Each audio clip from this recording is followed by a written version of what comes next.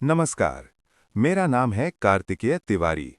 आपका स्वागत है हमारे चैनल अमित 1000 में। कहानी शुरू करने से पहले एक छोटी सी अपील।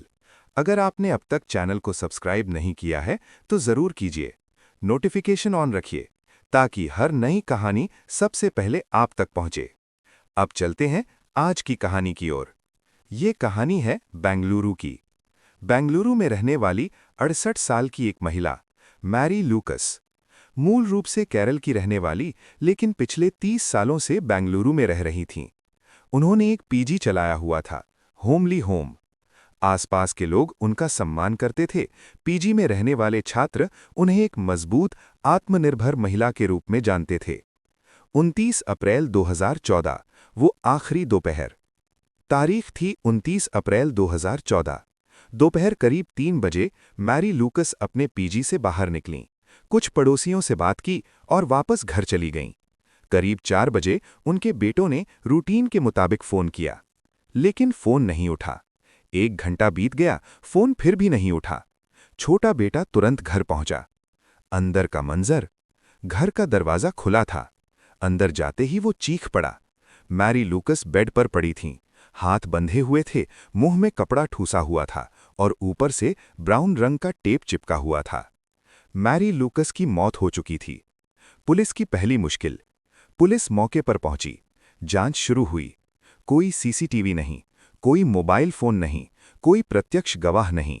आसपास के लोगों ने बताया आखिरी बार उन्हें 3 बजे देखा गया था, मतलब हत्या 3 से 4 बजे के बीच हुई। सोने की चेन और अंगूठियां गायब थीं।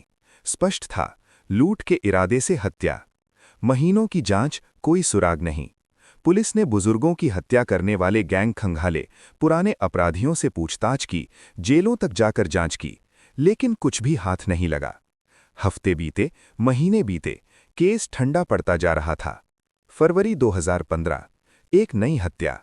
लगभग 10 महीने बाद फरवरी 2015 में बेंगलुरु के वर्थुर थाना क्षेत्र में 65 साल की एक महिला मंजुलम्मा की हत्या हो जाती है। घर से नकदी और गहने लूटे जाते हैं। लेकिन एक बात आईओ को चौंका देती है। घर से नकदी और गहने लूटे जाते हैं, लेकिन एक बात आईओ को चौंका देती है। मंजुलम्मा के हाथ पैर बंधे थे और मुंह पर वही ब्राउन टेप लगा हुआ था। ब्राउन टेप, वही पैटर्न। मैरी लूकस के केस में जो ब्राउन टेप इस्तेमाल हुआ था, वही टेप मंजुलम्मा के केस में भी था। आईओ तुरंत वर्थुर थाने पहुंचते हैं। मालखाने में रखा टेप मैच किया जाता है। लगभग हूबहू वही टेप। 4 गिरफ्तारियां।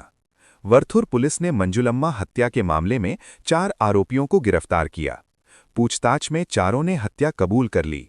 अब बारी थी मैरी लूकस केस की। चालाक पूछताछ। चारों को अलग अलग कमरों में बैठाकर पूछताछ की गई। सीधे सवाल नहीं, घुमा फिराकर पूछताछ। जब ब्राउन टेप के बारे में पूछा गया, 3 आरोपियों ने कहा, ब्राउन टेप का आइडिया प्रभु का था।